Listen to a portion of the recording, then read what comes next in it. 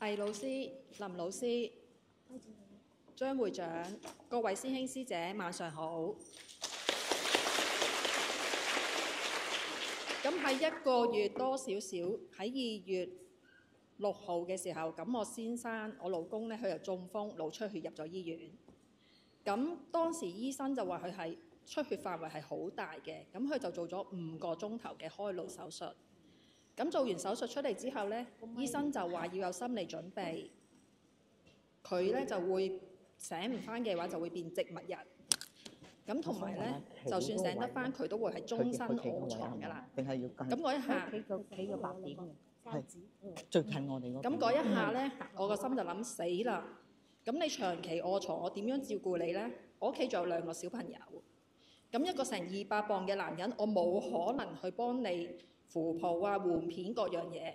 住院舍嘅話呢，就真係負擔唔到啦。你成幾萬蚊1個月。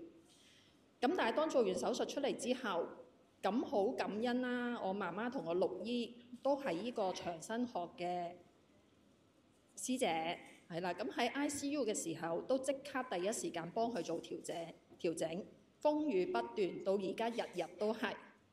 咁喺好神奇嘅，佢喺 ICU 第2日佢就已經開始清醒，咁仲開始認得到人。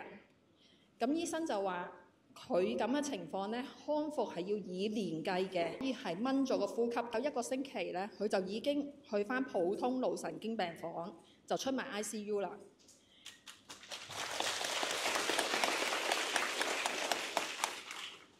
咁喺出咗 ICU 之後呢，佢連個胃喉都可以掹埋，就可以自己去進食。咁個言語治療師去試呢，都話唔好抱咁大希望，佢都係長期係食糊仔㗎啦，唔可以食到正常飯嘅。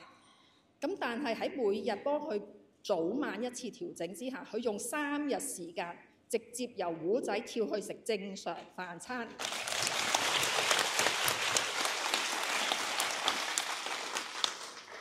然後呢，都係無間斷咁樣不停去做個調整，係從來冇停過嘅。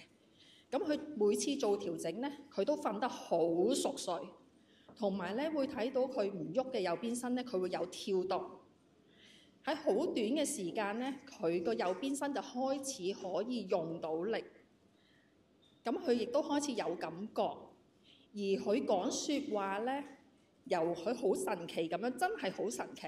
講你都唔信，佢用3日時間，由第1日只可以發1個音嘅，第2日2個音，第3日已經係講1個句子。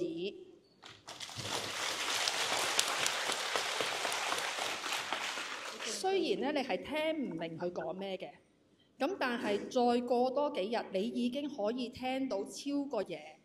咁其實喺出 ICU 之前呢，我都講漏咗啦，因為係發生太多事啦。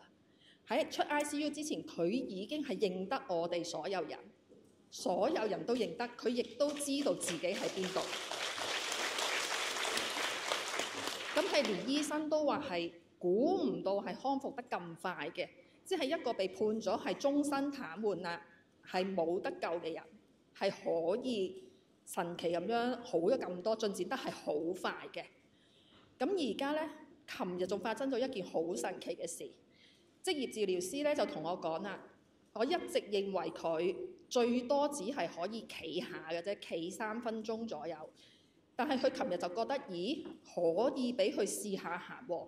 咁亦都拍咗條短片俾我睇，結果佢係右腳揸住拐杖，係可以行到10幾步。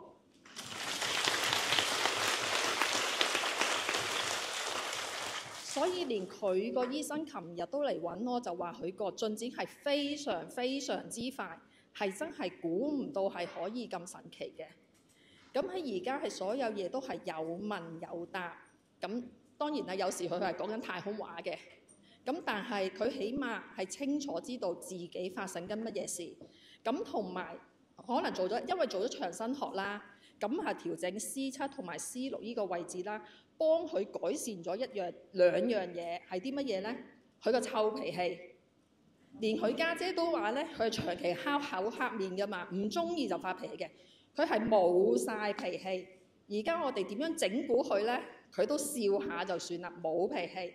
同埋一個係從來唔食菜嘅人，而家每一餐飯佢首先食晒成格菜先嘅，係完全估唔到嘅。咁脾氣改善係最緊要嘅，真係改善得好犀利。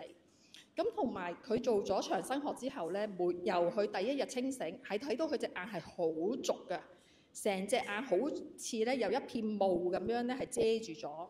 每日越嚟越精靈，越嚟越清醒。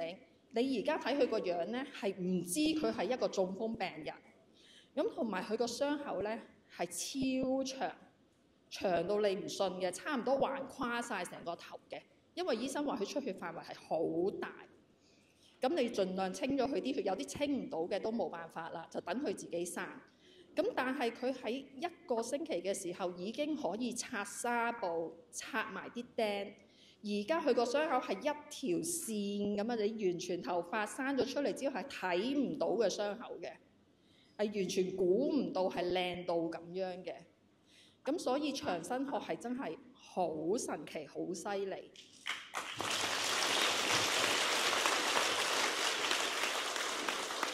咁其實我以前係唔信嘅，我媽咪同我陸醫係喺長生學，即係話俾我聽啊，改善咗啲乜嘢，我亦都睇過啲見證書，我都係唔信嘅。哇，有冇咁神奇啊？摸一摸咁樣就好返。咁但係我都唔反對我媽咪去嘅，點解呢？因為冇收錢，冇食藥，亦都冇嘢俾我哋去查。咁同埋我媽咪係一個唔中意出街嘅人。但係佢學咗長生學之後，佢每個星期都會去調整站做2次義工。咁既然係咁嘅，咁我就好安心咁樣俾佢去。咁當我老公發生咗事之後，咁我自己就親身體驗到啦。哇！真係好神奇，真係呢度唔到你唔信嘅。咁所以喺呢度就多謝各位師兄師姐同埋會長喺 ICU 幫我老公做調整，同埋再次多謝魏老師、張會長，佢係我哋宇宙嘅使者，將長生學帶嚟香港。多謝。